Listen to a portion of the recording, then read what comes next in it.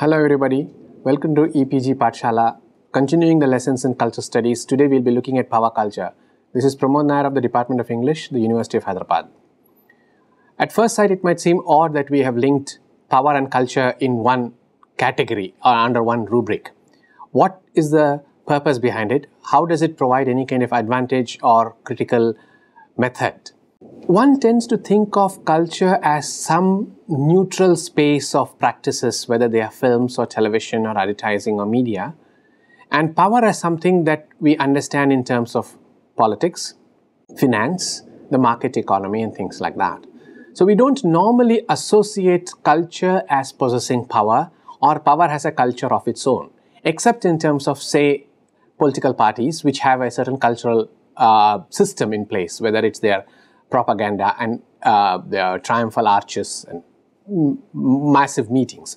So why do we think of culture in terms of power at all? The answer is fairly simple if you think about it. When we look at an advertisement for a particular product, why do we think we should buy that product? We think we should buy that product because something that advertisement recommends that product, persuades us. When we say the language of the advertisement persuades us, we are saying the language of the advertisement has a certain set of concepts, a set of values, which employ certain techniques that persuade us. This means the language of the advertisement has some kind of power over us. That's point one. Point two, suppose we think in terms of the environment. Now, our cultural practices, whatever they might be, whether it is of farming or whether it is of tourism or recreational sports, we tend to think of the environment as a place where we can go and do all these things. And we say that's meant for humanity to work, play, whatever. Now, where does this assumption, where does this notion come from that the environment is available for us to work, play in? It is because over the centuries, the humans have come to believe this as a way of thinking. You will remember in earlier lessons we spoke about hegemony and ideology, where we argued and we demonstrated that we come to believe in certain things because over a period of time this becomes part of the way we think. It's not an extra lesson. It's not something you need to be told. It becomes part of our cultural unconscious. Now, when we say that the environment is there for me to play and I can go and do sports here and recreation there, what am I saying? I am saying I have a certain attitude towards nature. I have a certain value towards nature and about nature. This is ideology. But I say all this because I am human, I have technology, I have money, and nature, but the tree, the animal doesn't. This represents the power of humanity over that species, over that landscape, but it is not visible, embodied as power. It's embodied as cultural practice. That is, our sports, our hunting, our fishing, our recreational hobbies are cultural practices that conceal, and the important word is conceal, they conceal within them the ideology that nature exists to serve the humans.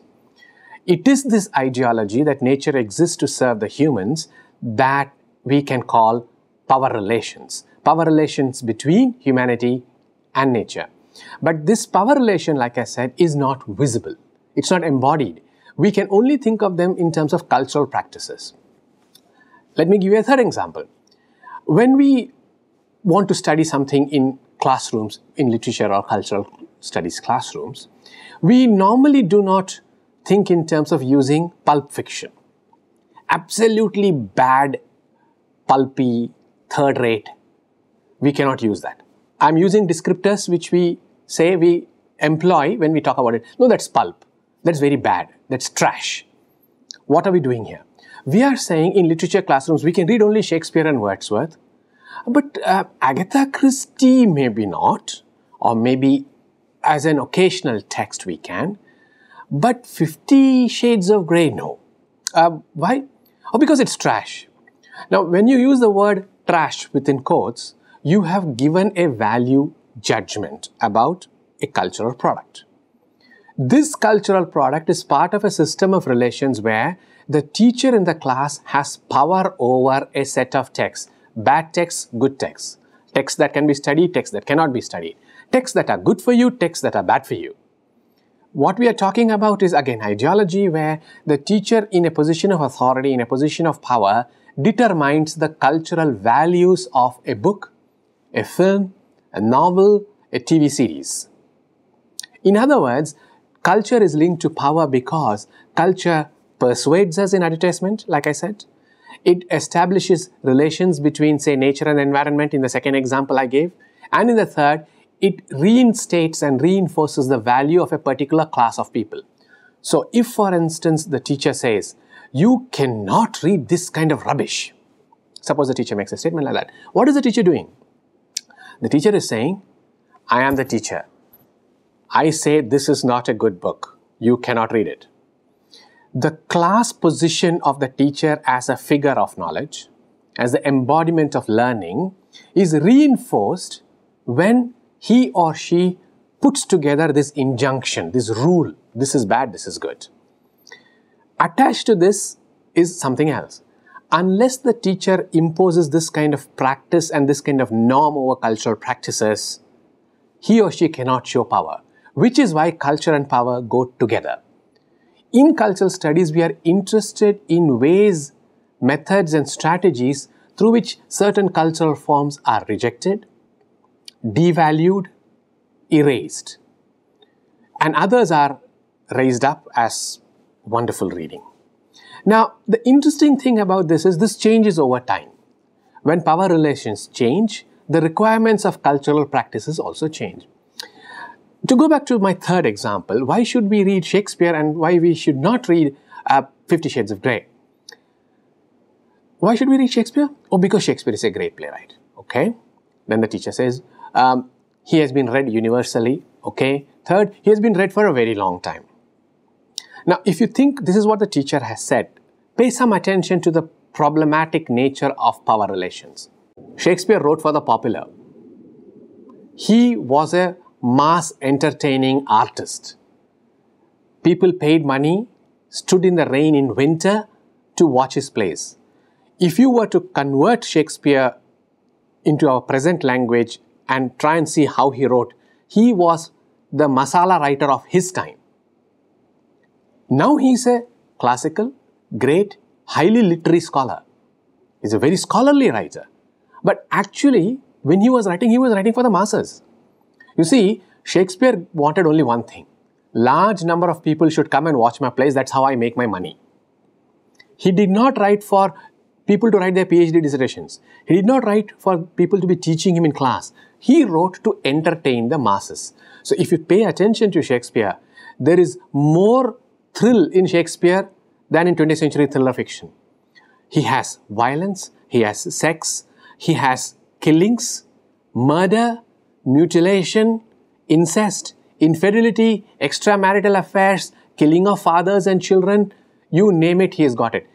If you pay some attention to the popular nature of Shakespeare's work, you will understand he was catering to the cultural requirements of the 16th century. We now think of him as a sophisticated, scholarly figure. And the English teacher is not going to introduce Shakespeare in class saying, let us now look at the biggest masala writer of all time. No. How do the teachers do this? The teachers say, let us introduce you to the great Shakespeare. The tag masala or popular writer has suddenly become great, scholarly, universal, classical writer. This is a demonstration of the power of the academia, of the system of staging plays, of the system of film production over the minds of children, over the minds of the viewers. Why is this important? Why should we pay attention to this? We need to pay attention to this because of a very simple reason. And this should recall for some of you what we have already argued about ideology and hegemony. To go back to the example I gave about nature, suppose somebody says, but you know it's wrong to hunt those animals and destroy those trees because you want to do your sports and your recreational hobbies. And I am offended and I say, but nature is there for me to exploit. You will say, but no, you cannot do this because they have rights. And my question to you would be, who gave them rights? What rights do animals have? You see, I am implicitly suggesting that our cultural practices have always given more rights to the human than to the animal, than to nature. Likewise, if you recall the system of slavery right through to the early decades of the 19th century when trade in slaves was banned and slavery begins to collapse in the United States. When people argued that the black people imported from Africa should be treated like humans, the whites said, what do you mean they should be treated like humans? They're not human. They're black. What is that saying? What they're saying is, our definition of the human does not include them. So in our culture, we don't have to account for the rights of the blacks. Also because slaves cannot be given their own culture. In other words, what we are looking at here is a system of social relations which codes power relations. And the denial of identity, rights, any cultural privilege is not about the cultural practice, it's about power. So when the blacks wanted rights, they said, what do you mean blacks need rights? They are only good for hard physical labor. They don't have brains. They will not be becoming chess masters, writing Shakespeare's plays, playing the piano. They are only good for physical labor. This stereotype is cultural, yes. However, this cultural stereotyping is a result of power relations. It's not natural to the cultural species.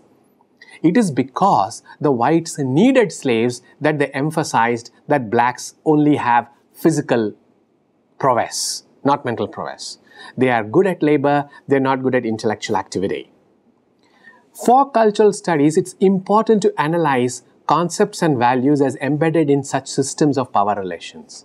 This could be gender, this could be class, this could be race.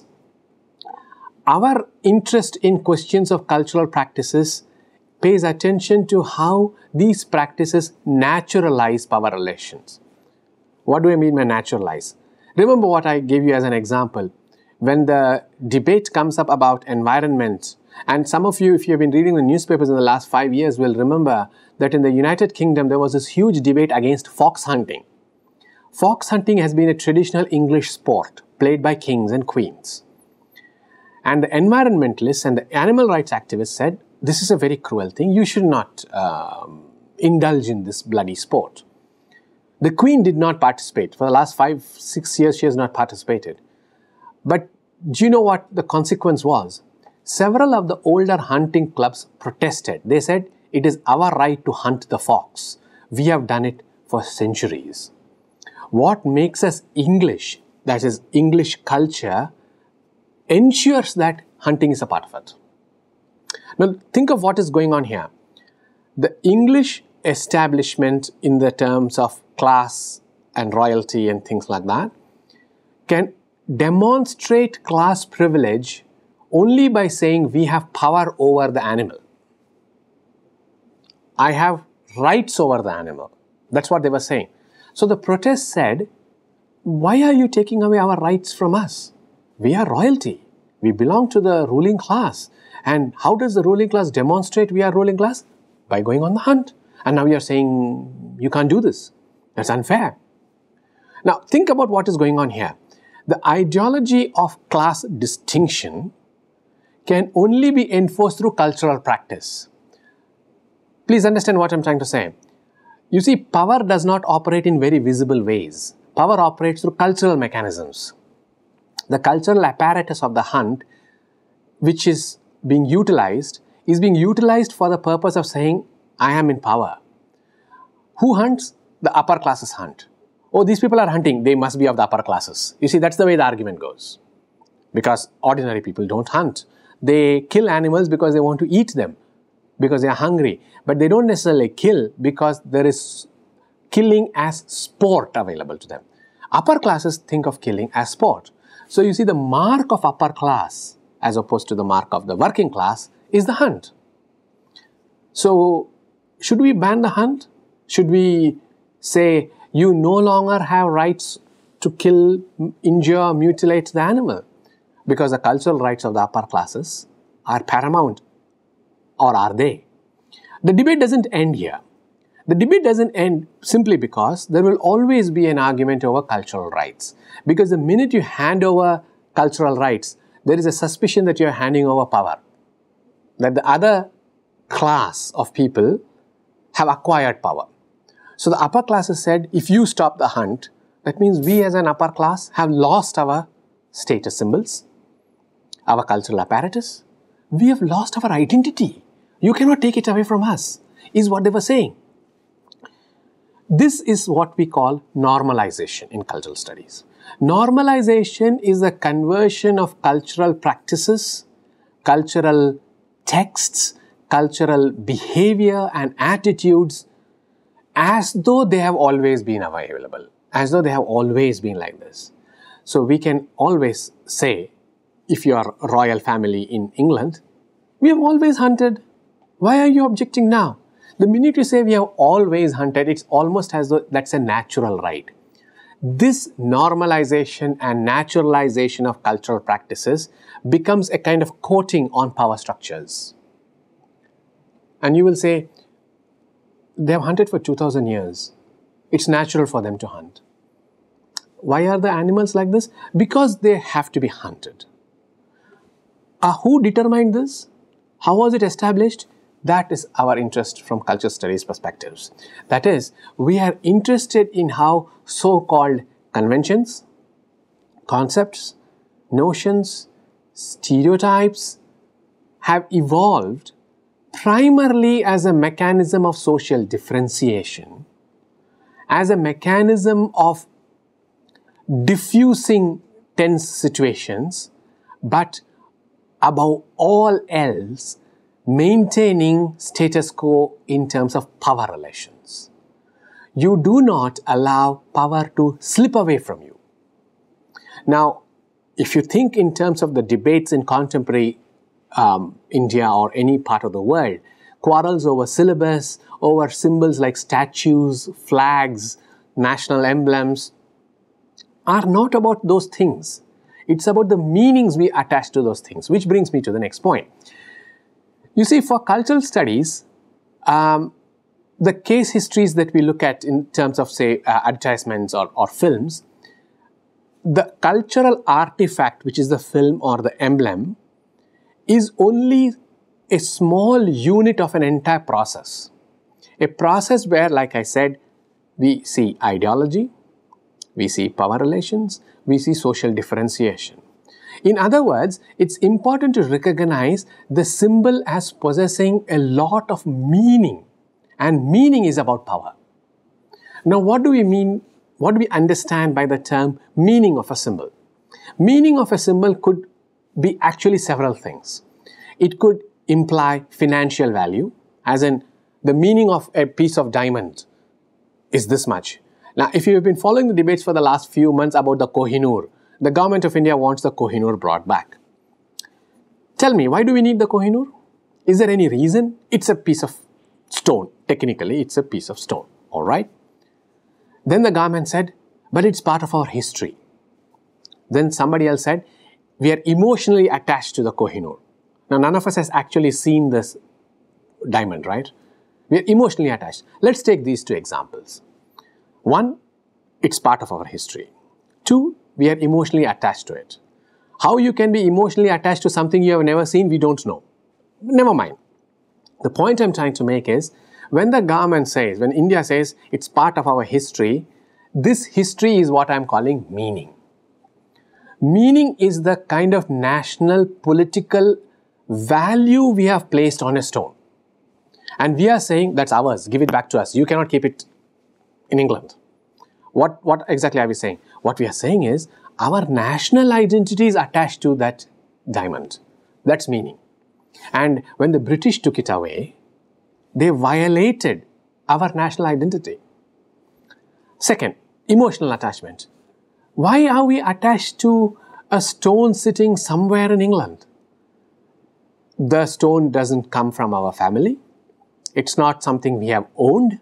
It's not something we possess. It's not even something we have seen. Then why are we so exercised about a stone? Now you see, emotional attachment is also meaning. Why? Because it makes sense to us in certain ways. It may not make sense politically. It may not make sense if you say, diamond is just carbon. So you cannot go and tell people, I don't know why you are fighting about the Kohinoor. After all, it's a piece of carbon. People will be offended. Are you saying the diamond is only carbon in terms of chemistry? Yes, it's only carbon. But you see, we are not looking at chemistry. We are not looking at the composition of the Kohinoor. What we are talking about is the emotions the carbon piece generates, what I am calling meaning. So this argument over cultural property, the investment in Kohinoor, the battle over Kohinoor, and you'll remember some years ago when Vidya-mitra bought the sword of Tipu Sultan, he was a national hero. Now he's not. Now he's no longer a national hero. But why was he a national hero then? He brought back something that belongs to us, we said. Now, cultural property is not something we directly understand as property because we don't own it. As in, I have not bought it, you have not bought it. But we think India, the country, our society, our cultural history all revolve around that stone. Diamond. Stone. Same. Now, for cultural studies, this is a particularly interesting case because property implies ownership. Property implies value, which could be financial, which could be of various kinds. I am suggesting we have got two values around the stone. One, the value as historical artifact, the other as emotional attachment. This means, effectively, for us, our cultural property must be returned to us. This determines the power relations between India and England. Let me move on further to the practices through which normalization has been effected for those of us who have understood something of the mechanics of this. I gave you the example of the textbook of studying Shakespeare. When we think in terms of violence or war or environmental degradation, we normally think of these as unconnected to cultural practices. I am going to suggest to you that these acts of violence, these privileged actions like sport or whatever, are signs of power. Now, what do I mean by signs? Sign is an emblem. It's a mark, it's a trace. But the sign contains value systems, ideologies, hegemonies woven into it, condensed and compressed into it. We at first sight don't see this in operation because we see cultural practices as neutral. Like I said, we say, oh, it's just an advertisement, that's just a film. Which is clearly inadequate. What do we mean by this? You see, power when it operates visibly is far less dangerous than when it operates invisibly. Because persuasion, rhetoric, stereotyping capture the psyche of an individual, of a community, and sometimes of a whole culture, of a whole age. Charles Taylor would speak about contemporary social imaginaries. Now, the contemporary social imaginary, whether it's about the nation or about sport, about environmentalism, whatever it might be, can only be brought home to us not through abstract concepts, but through cultural practices, what I'm calling science. Okay? Now, the decision-making process, or what is increasingly called cultural policy studies, are determined by the state, by commercial operators, by advertising agencies, by cultural intermediaries. They persuade us that this is right, that's wrong, this is valuable, that is not. Have you considered for a minute how fashions change? Clothing, social media fashions, taste in music, how do they change? You will say, oh, but that changes because the audience has begun to prefer something else. Yeah, but how does the audience know which one to follow? How does the audience get persuaded that this is fashionable, that is not? This is old, this is new. How does the audience know? Look, the audience does not understand fashion. The audience is not trained to examine fashion. It doesn't understand the product, where it comes from, but it understands one thing very clearly. This has social value, this does not. This will attract attention for the right reasons, this will attract attention for the wrong reasons. How does the audience know? The cultural intermediaries like advertisements, like modeling, like the fashion shows, tell us this is trending. The term trending is not only about what is acceptable, but what is desirable. As in, the cultural practice of modeling or fashion dressing is not about the clothes as valuable. It's about clothes that are desirable. Who desires? We do. Oh, that looks interesting. I should buy it. Moving away from this to demonstrate power in another field, let's take a look at an entirely different kind of product which we are persuaded about. Think of advertisements for motorcycles. What are the two things that we look for in a vehicle? You will say it should be fast and comfortable, and it should be adequate in terms of mileage. Fair enough. As in, these are common. We all accept it. Now, think in terms of the advertisements that promote certain kinds of motorbikes. First, they will emphasize power. Now, there is a problem here because India doesn't have road conditions that enable high-speed biking. But they will still emphasize power. Why? Because high-power vehicles are desirable. Second, who desires this kind of power? 65-year-old people? Nuns? Politicians? No, younger men. It's a gendered, masculine bike which is being projected. Not family vehicles to carry your grandma and your mother-in-law. That's not the purpose of a bike. Do you know of anybody who bought a bike to carry his mother-in-law to the city? No. You'll carry your girlfriend to the city, not your mother-in-law. So you cannot have a bike which is meant to be a family vehicle. That's not the point. Third, mileage. Why mileage? Well, you see, you may have some problems with money. You may not have that kind of money to fuel this up. And this is a bike that obviously, if it's very powerful, will consume more petrol. So you need mileage. Now think of what is being suggested to you. You get a powerful, stylish machine which also enables you to save money in terms of fuel, your fuel bills, and things like this. You see, the persuading power of this advertisement, the persuasive power of this advertisement is because these are projected as the desirable qualities that you desire in the bike. Whether they are true, authentic, and necessary, we will not ask. You see, what is being given to us is a set of qualities we aspire to, not necessarily qualities we need. All right? Suppose they were to say, okay, here is a bike that helps you control your diabetes. Do you think it will work? It won't work. Why will it not work? Because that's not the purpose of the bike. That's not what I am looking for in a bike. That's not what the college kid is looking for in a bike. You see, the qualities we aspire to are not necessarily innate to us. It's cultural practices, science, and cultural texts that persuade us these are the qualities you ought to want. These are the qualities you ought to desire. And once you desire these qualities, we give you the product. Now think of what's happening here. Where is the power in all this?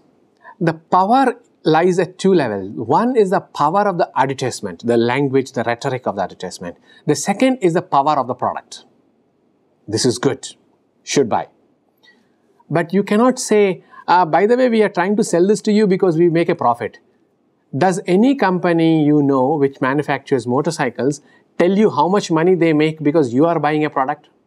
They won't. Why? Because that cannot be revealed. What they will tell you is, it is good for you. It targets you. It's beneficial to you. Not about us. But that's the hidden persuasion of popular cultural artifacts. What I'm getting you to see here is that the angle pursued in these advertisements, in these cultural practices, centers the consumer, but it encodes a specific kind of power relations between the manufacturer and the consumer, between the advertising agency and the consumer. But that's not something we recognize.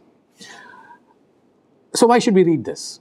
Why should we examine these? We should examine these because as students of cultural studies, we should be aware that popular culture is not innocent. It's not about just entertainment. It is not about just having fun. It is about the way social differentiation works, the way social differentiation operates for people to be persuaded, for people to sell, for people to buy. Cultural practices are not innocent. Cultural practices are not naive. Because they encode power relations, it's important for cultural studies people to document these ones. So as we have seen, the advertisement that tries to sell you the motorcycle is actually persuading you that certain qualities are desirable. Now, the whole purpose of a consumer-driven society is to replace utility with, say, style. They cannot replace this easily, which is why you require cultural practices, which is exactly what cultural studies actually examines. Now, you will then ask, what is the consequence of this kind of relationship between power and culture? Now, if you recall what I have already said about hunting and the clash between, say, Shakespeare and Shakespeare's plays and 50 Shades of Grey, in the process of evaluating cultural practices as good and bad or valuable and not valuable, some cultures are erased. That is, certain practices are rejected as worthless. And you will recall my instance from African American slavery in the United States. So you will say, oh, African culture is not worth preserving or worth studying or worth taking into the classroom because after all, it is primitive, barbaric and non-modern. The minute you make a claim like this, you have converted the system of power relations in society into a cultural power relations. That is, it converts power relations existing between classes and between races into a system by which cultural practices can be devalued. This means effectively that culture, as we understand it with a capital C, becomes the culture only of the privileged classes. The others are all rejected as worthless. So we will read Shakespeare, but we will not read 50 Shades of Grey. We will read high-flying science fiction, but we won't read cheap, trashy pulp magazines. This effectively means culture is hierarchized, is organized into various layers, valued, less valued, not valued at all. This we refer to as the process of exclusion. Exclusion is the granting of privilege to certain cultural practices and rejecting it from others, to include certain things as acceptable and rejecting others as not acceptable. And these are usually disguised as advantageous to the nation, advantageous to the race, advantageous to the people. Do you think this is a futile exercise to examine? No, it's not, because we should understand that when we examine cultural practices, we are actually looking at a larger frame, and that larger frame is social differentiation. Questions of economic power, questions of political engagement and political power. When you think in terms of counter movements, we are thinking of cultural practices that encode resistance as well.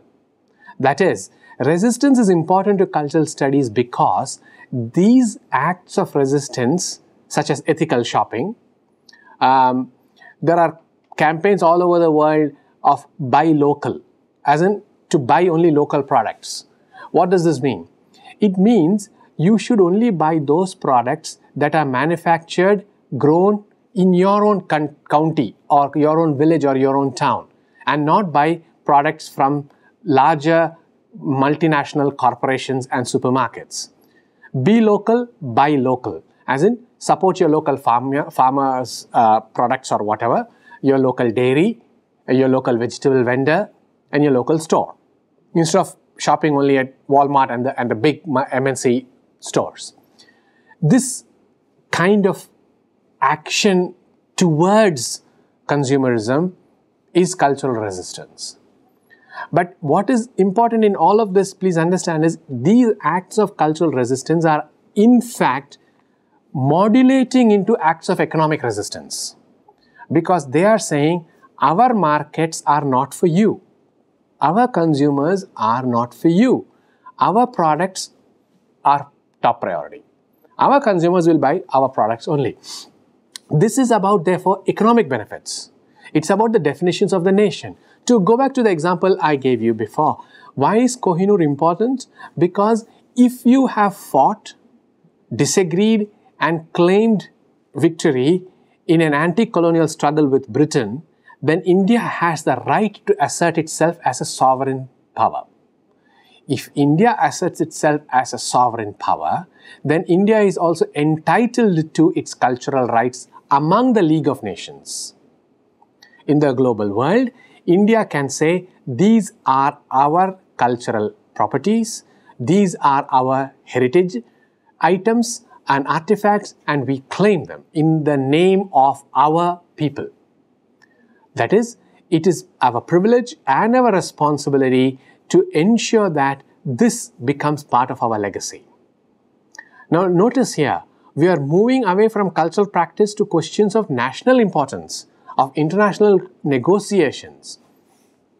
Let me quickly now summarize what we have understood here. What is important here is, you always need to see cultural practices as privileging certain forms, but underneath this is not cultural forms, but the relations in society, or what I refer to as social differentiation. Cultural practices enable certain classes to retain their power by rejecting certain others. We are persuaded, forced, perhaps force is not the best word, but I'll use it all the same because it implies power, to buy certain things, buy certain products, or indulge in certain practices because they are seen as beneficial, useful, or aspirational, like I said. This model of exclusion and inclusion often generates resistance. It creates subcultural forms, alternate ethical practices, alternate cultural traditions, because you do not know how to battle power directly. You cannot fight globalization as a process because it's just too large. What you can fight is the cultural emphasis, the cultural products, and the cultural practices of globalization with countercultural practices. So it's important to recognize that there is no cultural practice which is innocent, that there is no cultural practice which is devoid of a system of power relations. All cultural practices, all cultural artifacts are exercises in power relations. Thank you.